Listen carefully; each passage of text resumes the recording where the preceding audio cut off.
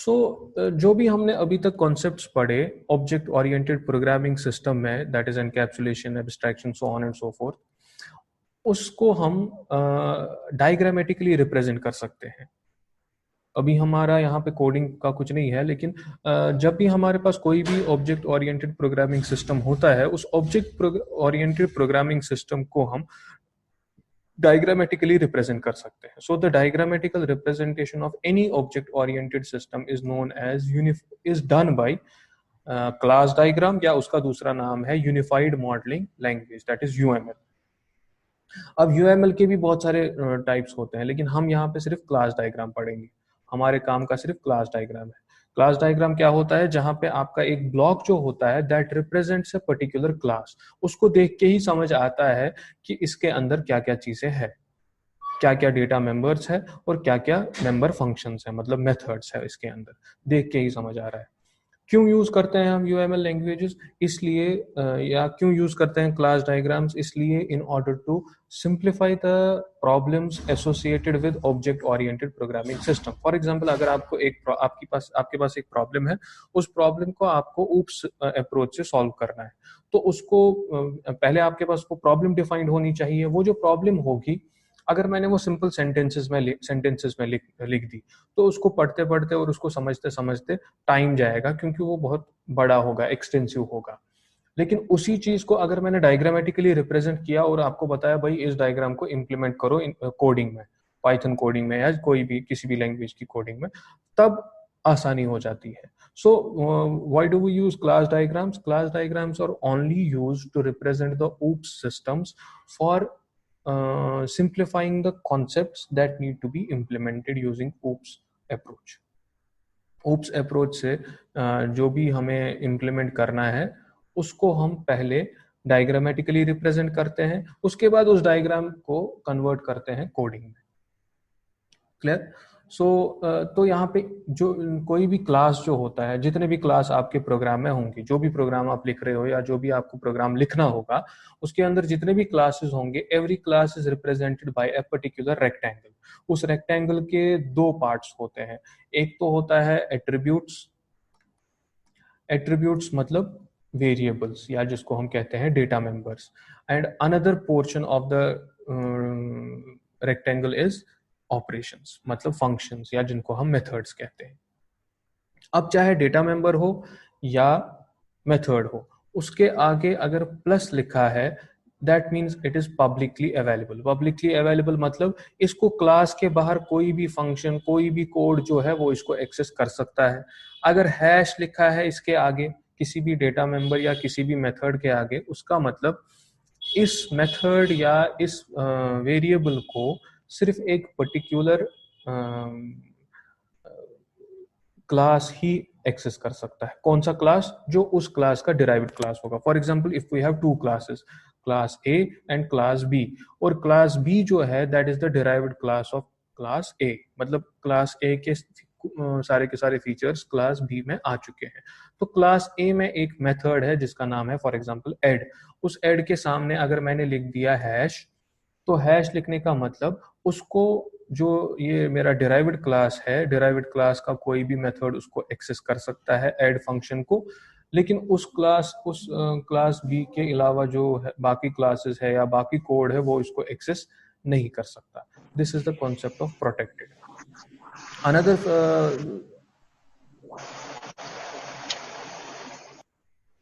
Another access specifier, इनको हम कहते हैं access specifier, can be represented using minus sign. Minus sign represents private. Private का मतलब एक क्लास के अंदर जितनी मेथड्स है या जो मेथड्स है, वही मेथड्स उन बाकी डेटा मेंबर्स को जो प्राइवेट है उनको एक्सेस कर सकते हैं. उस क्लास के बाहर जो भी कोड होगा, चाहे वो दूसरे किसी क्लास में होगा, डिराइव्ड क्लास में होगा या क्लास के बाहर होगा, वो इसको एक्सेस नहीं कर सकता.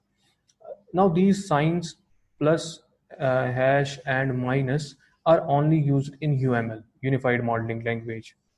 यूनिफाइड UML या क्लास डायग्राम में अगर हमें किसी भी चीज को बताना है कि ये प्राइवेट है, पब्लिक है या प्रोटेक्टेड है, तो वहां पे हम इन तीन साइन से बता सकते हैं.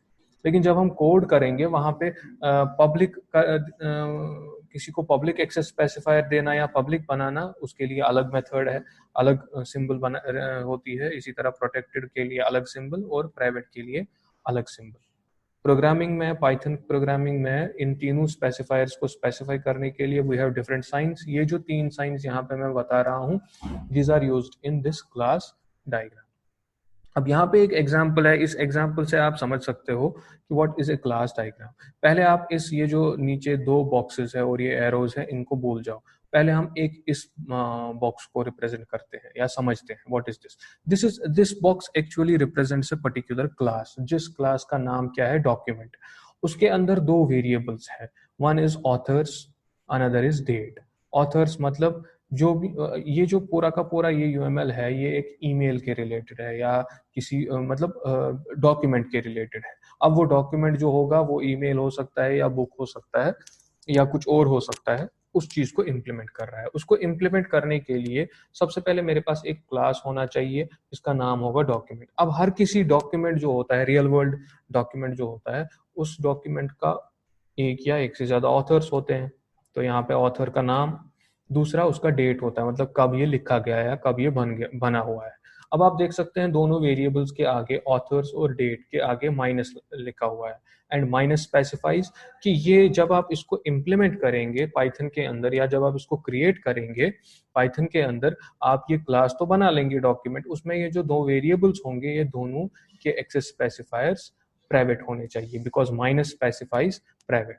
और इसके अलावा दीज आर द फंक्शंस। तो पहला, ये पूरे रेक्टेंगल के अंदर पहला रेक्टेंगल जो होगा उसमें डेटा मेंबर्स होंगे, और जो दूसरा रेक्टेंगल होगा होगा उसमें होंगे हमारे methods. So the first method is get authors. अब इसके आगे कोलन स्ट्रिंग का अच्छा, यहाँ ऑथर कोलन स्ट्रिंग का मतलब इसका डेटा टाइप स्ट्रिंग होगा और डेट का डेटा टाइप डेट ही होगा, क्योंकि पाइथन में हम डेट को डेटा टाइप से ही रिप्रेजेंट कर सकते हैं। इसी तरह ये जो गेट ऑथर है, तो इसके जो आर्ग्यूमेंट्स होंगे वो सब के सब क्या होंगे, स्ट्रिंग टाइप के होंगे। इसी तरह ऐड ऑथर, यहाँ पे आप यहाँ पे नाम दे देंगे,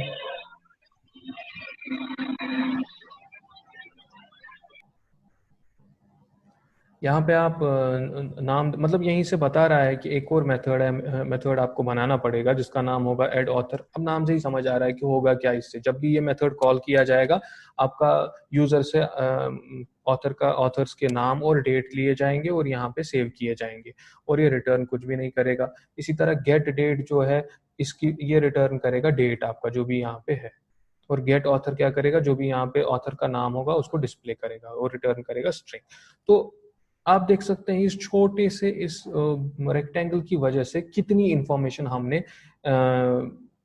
रिट्रीव कर ली, कि क्लास का नाम क्या होगा, उसके अंदर डेटा मेंबर्स कितने होंगे, उनके डेटा टाइप्स क्या होंगे, फंक्शंस कितनी होंगी, और उन फंक्शंस के नाम से समझ आ रहा है कि उनके अंदर कोड क्या लिखना पड़ेगा हमें। तो अगर यही सब चीजें मैंने एक पैराग्राफ में लिखी होती तो उसको पढ़ते पढ़ते बहुत टाइम लग जाता और उसको समझना भी मुश्किल हो जाता, लेकिन जब मैंने इसको देखा, अब मुझे इसको कोड में कन्वर्ट करना बहुत ही आसान होगा। इसी तरह अब ये तो हो गया एक क्लास, इसके अलावा 2 क्लासेस और होंगे आपके प्रोग्राम में। एक क्लास होगा बुक, उसमें होगा टाइटल, डेटा टाइप, और ये गेट टाइटल इसका मेथड होगा। लेकिन ये जो एरो है, दिस एरो स्पेसिफाइज इनहेरिटेंस, मतलब ये जो डॉक्यूमेंट क्लास है इसके सारे के सारे फीचर्स इस बुक में आने चाहिए। इसका मतलब यहाँ कितने वेरिएबल है, फिलहाल दिख तो मुझे एक ही रहा है, लेकिन जब ये इसको इनहेरिट करेगा इसके वेरिएबल्स भी यहाँ पे आ जाएंगे। तो यहाँ पे अब 3 वेरिएबल्स हैं, ऑथर्स, डेट और टाइटल। और यहाँ मेथड कितने दिख रहे हैं आपको, गेट टाइटल, लेकिन ये वाले मेथड भी ऑटोमेटिकली इसमें आ जाएंगे। So it has got 4 methods now, get author, get add author, get date और गेट टाइटल। तो ये है कॉन्सेप्ट इनहेरिटेंस का, जहां पे आप सिर्फ इनहेरिट करने की वजह से इसके ये सारे के सारे फीचर्स ऑटोमेटिकली बुक में आ जाएंगे। इसी तरह एक और क्लास होगा जिसका नाम होगा ईमेल, जिसकी वजह से जिसको हम फिर से इनहेरिट कर रहे हैं।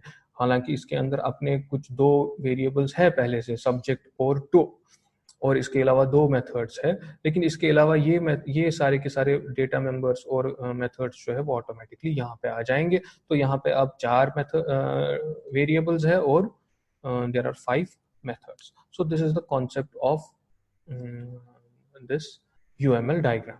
तो जब अगर मैंने आपको ये UML डायग्राम दे दी और आपको बता दिया इस सिस्टम को इम्प्लीमेंट कीजिए, इस ऑब्जेक्ट ओरिएंटेड प्रोग्रामिंग सिस्टम को इम्प्लीमेंट कीजिए, सो दिस इज योर क्वेश्चन, और इस क्वेश्चन को देख के ही आपको समझ आ रहा है। तो ये जो class, this is a class diagram, जहाँ पे आपका जितना जो भी रिप्रेजेंट कर रहे हो वो in the form of rectangles कर रहे हो, और उनके बीच में कनेक्शंस जो है they represent the inheritances between them. अगर इस और इस क्लास के बीच में इनहेरिटेंस नहीं होगा तो यहाँ पे एरो नहीं होगा, ये अलग से यहाँ पे एक रेक्टेंगुलर बॉक्स बनाया जाएगा।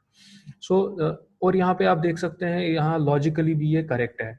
हमारे पास रियल वर्ल्ड में डॉक्यूमेंट एग्जिस्ट नहीं होता, या तो बुक होता है या तो ईमेल होता है, इसीलिए, लेकिन दोनों डॉक्यूमेंट्स होते हैं, इसका मतलब ये जो डॉक्यूमेंट के फीचर्स है ये बुक में भी होने चाहिए और ईमेल में भी होने चाहिए। अब इसको यहाँ पे भी और यहाँ पे भी नहीं लिख रहा मैं, मतलब जिसकी वजह से रिडंडेंसी होगी, मुझे कोड को दो दो बार लिखना पड़ेगा। मैं क्या कर रहा हूँ, एक ही बार लिख रहा हूँ और उसको इनहेरिट कर रहा हूँ इसमें भी और इस क्लास में भी, जिसकी वजह से आपकी रिडंडेंसी खत्म हो रही है और आपका ये जो कोड है उसकी रीयूजेबिलिटी बढ़ रही है, उसको यहाँ पे भी यूज किया जा रहा है और यहाँ पे भी यूज किया जा रहा है। This is the benefit of using inheritance.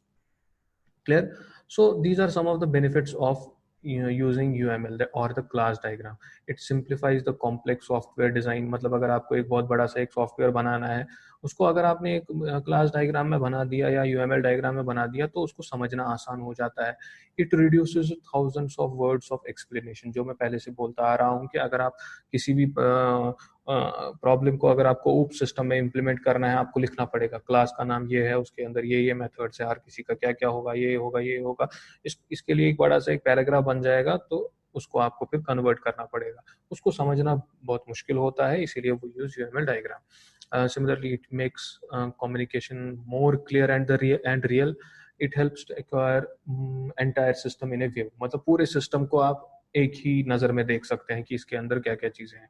It becomes very easy for a software programmer to implement the actual demand, मतलब जो भी यूजर चाहता है उसको इजीली वो इम्प्लीमेंट कर सकता है। So these are the benefits of using unified modelling diagram और the class diagram. So till now we have discussed what is object oriented programming system, what are the various features, why do we use it, what are its benefits. तो ये सब समझने के बाद आपको समझ आ चुका होगा आई गेस कि ऊप्स जो है ऑब्जेक्ट ओरिएंटेड सिस्टम अप्रोच जो है वो ज़्यादा पॉपुलर है, क्योंकि इसकी वजह से हमारा जो कोड है वो रियल वर्ल्ड के साथ मैच हो रहा है, जिसकी वजह से उसको समझना और उसको एक्सटेंड करना, इम्प्लीमेंट करना आसान हो जाता है। उसके बाद हमने देखा UML डायग्राम, या जिसको आप क्लास डायग्राम कहते हैं, that acts as a tool for representing diagrammatically any programming object oriented programming system, जिसकी वजह से फिर उसको कोड में कन्वर्ट करना और उसकी कोडिंग करना आसान हो जाता है।